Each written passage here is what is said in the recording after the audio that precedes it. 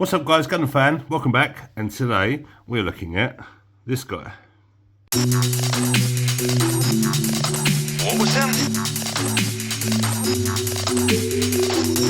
I am a gundam. Okay, so today we're looking at this guy. Was kind of holding off on this guy for the longest time. I don't know why. I can't pinpoint what it was that made me sort of like reluctantly go out and get one. I've got no idea. I can't put my finger on it.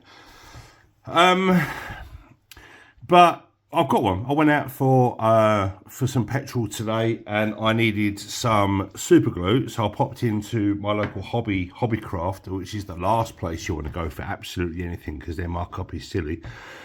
But I thought, you know, while I'm in here,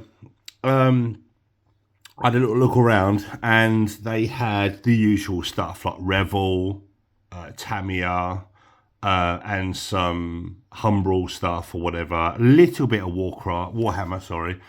You know, a Tau Commander and some Nurgles, and you know, just really, really random, like almost like cherry picked stuff, which just didn't make any sense. They had some Trumpet to Transformer stuff, £30 a model, which is quite expensive. And then I saw the Gunpla line. Some SD kits in there, some entry grade, some high grades. They had a high grade Leo in there, and a Rising Freedom, surprisingly enough. Some SD Heroes, and this guy, just one. And it was 36 quid, so it's really, really expensive for what you get. I mean, other stores in the UK have got these for about between 29 and 33 quid, so it's been given another few quid on top because it's Hobbycraft. They're just greedy bastards. But yeah, it's the most local place to meet it. So it's Gundam. So I thought I'd try it out, check it out, and I thought while I'm there, I'll get it. You know, I'll push the button, get the 2.0, and have a look at it. Now, like I say in other videos, like support your local Gunpla stores and stuff, because Hobbycraft do various other things. They don't just do model kits; they do loads of other hobby stuff. Like they boast like 250 sort of different hobbies. So it's kind of like a Hobby Lobby in America, if you like. But Hobby Lobby, I know they do really, really big discounts and stuff, unlike in the UK where they try to rob you blind.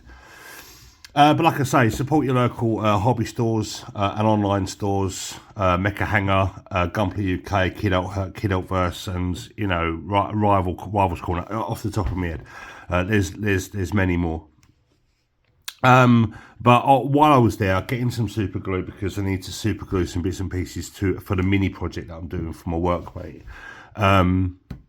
I thought I'd pick one up, and this was in the store. So, you know, long story short, I finally got one, and it's part of the 45-year anniversary year for Gundam, as well as the new Gundam coming out later on this year. And there's going to be a few kits that I think are coming out this year that are going to have this box on it. I think the Aerial Gundam might have the 45-year Aerial MGSD. I'm not entirely sure whether that's going to have the 45th badge on it, but it might do. But yeah, this is a remodel of the real grade range RX78-2, which is 1/144 scale, but it doesn't have the molded MS joint system which plagued the early real grades, if you like. Apart from the Mark II, the Mark II is really solid, so definitely pick that one up if you haven't already. But certainly the RX78-2 and a few others within at least the first 20 of these guys did suffer from some loosey-goosey MS joints. And while it was a really good revolutionary sort of concept at the time, they did have their problems: snappages, breakages, loose joints and stuff like that. So they sort of become notorious. Some don't have any troubles, other people do have trouble. So there is you know, controversy with the actual structure of the design. But they've gone back to the drawing board with this, and they've given it a complete inner frame, which is all separate parts, unlike MS Drone, which is just like the legs, the arms, the torso. The inner frame was all pre-made for you. And I don't know whether it was the inner frame that sort of put me off. I'm not entirely sure. I think it's the the chewed dog toy look because of the scale. I'm not entirely sure, but at least you know it's going to be solid. I've not heard any bad things about this kit, so you know that's a subjective thing for me. And once you've got the armor on, it's not going to look like a chewed dog toy. So the over-engineering aspect could be one of the reasons what put me off. I'm not entirely sure. So I don't know. I can't pinpoint why I dragged my heels with getting one of these, but I've got one now. I'm going to check it out. I'm going to build it on stream soon. Currently finishing up the Vidar, but then we'll take a look at this guy. But today we're going to look at inside the box. Yeah. RX78-2 2.0. A lot of you guys have heard about it. You've probably already built it and got one yourself. You might even have got two. But we're going to look inside for the people that haven't and still umming and ahhing as to whether to buy it or not. Have a look inside the box and we'll get back to you. Now, I don't have much battery life left on my phone. Don't know why. I forgot to charge it up, but here we are.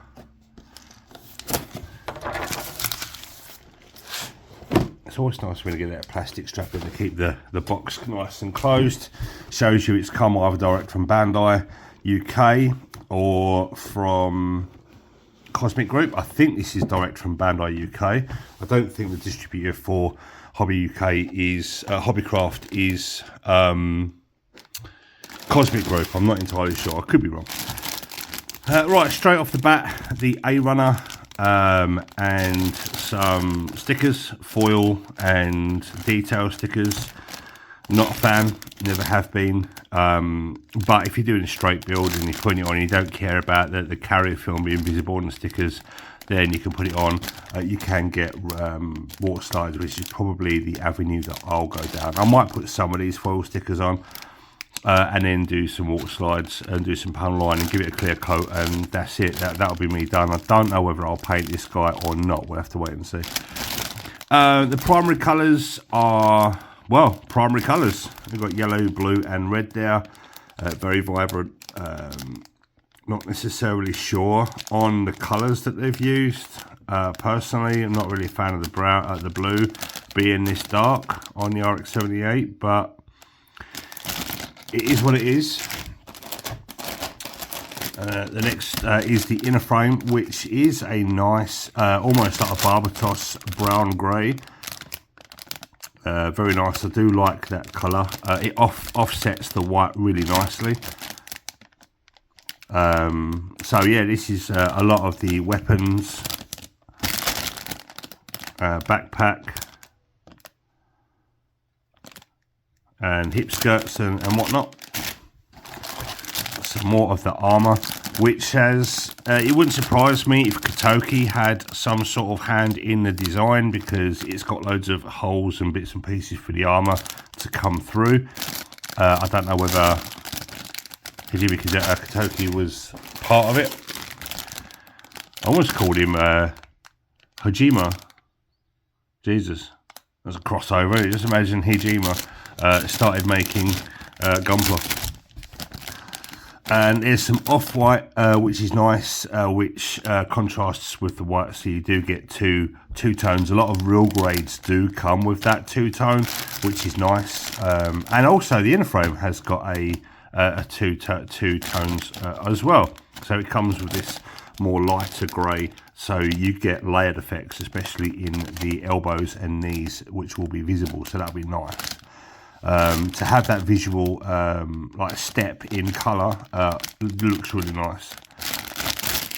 So yeah, there's not many runners because this guy is only going to come with a shield and rifle and a bazooka.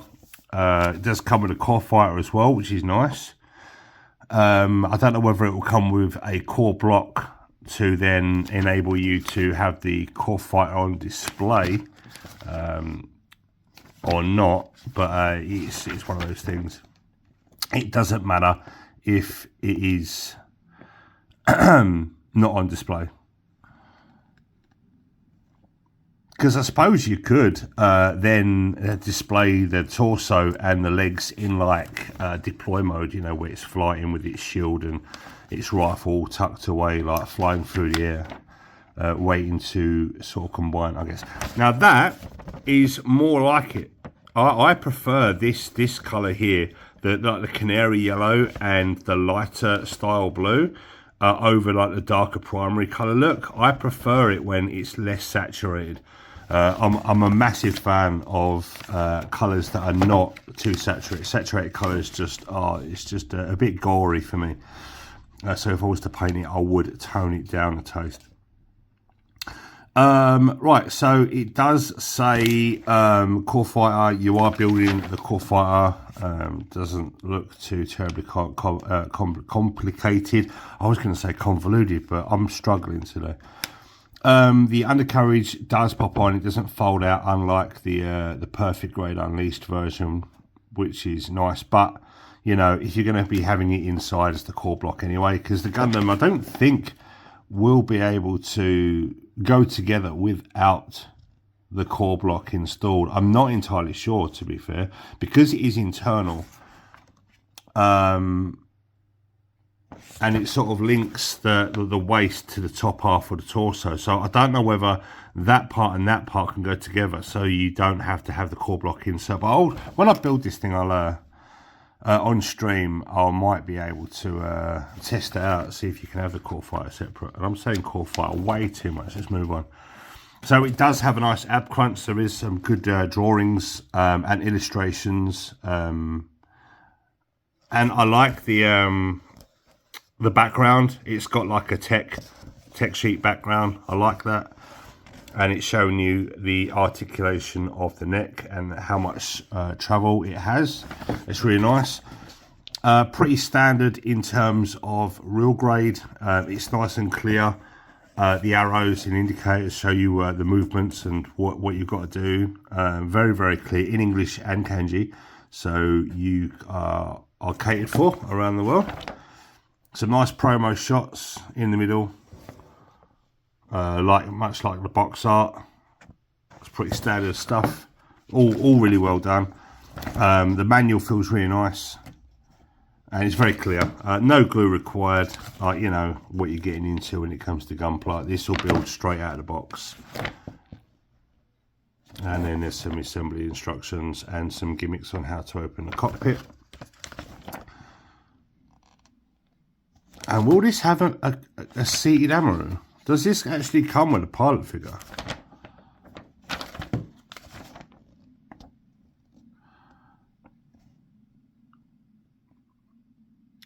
So we'll look, see. I don't think it does. I mean, that would be remarkable to have a little pilot figure in the cockpit seat. But the cockpit is the core fighter, so it might even be like a tiny little molded figure on that part there sat in the seat. So we'll have to wait and see. But I think it does come with a standing Amaru.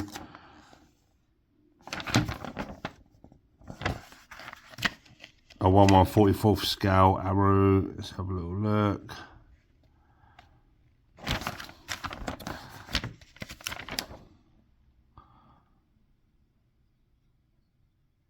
Normally on the A runner, but the A runner isn't white.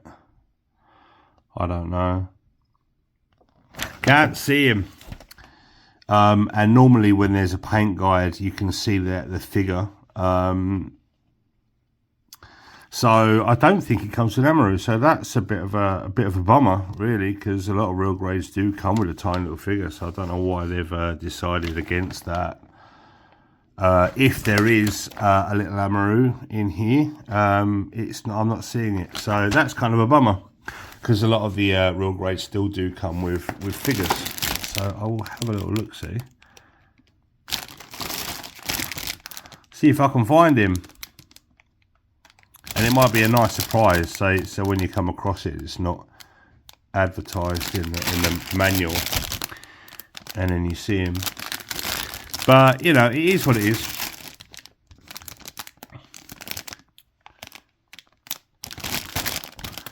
No, I can't see him. No, that's a shame. No Amaru in box. Weird. Wonder what made them decide against that then. I'm unsure, because real grades normally do come with a pilot figure. Anyway, that's inside the box. So it's a bit of a short one. I'm worried about the battery life and I don't want to cut out. But yeah, the 2.0, get yourself one. It's in the UK. Like I say, a lot of people have built this already or painted it, and it's done the rounds. I'm a bit late to the party. But yeah, if you're thinking about it, I'm an hour about it. It does look like it's going to be a solid build. Unfortunate about Amaru. But yeah, weird decisions. Bandai, they're renowned for it. Right, okay. Thanks, guys. Really, really appreciate it. Thank you again for 1,000 subscribers. That's absolutely crazy. You guys are awesome. Yeah, let's just try and get it to 2,000. Yeah. Good. Right. Okay. I'm off. See you later, and I'll see you in the next one. Bye. Cause I have $30,000 in credit card debt. When they call, I tell them I can't pay it back yet. Credit card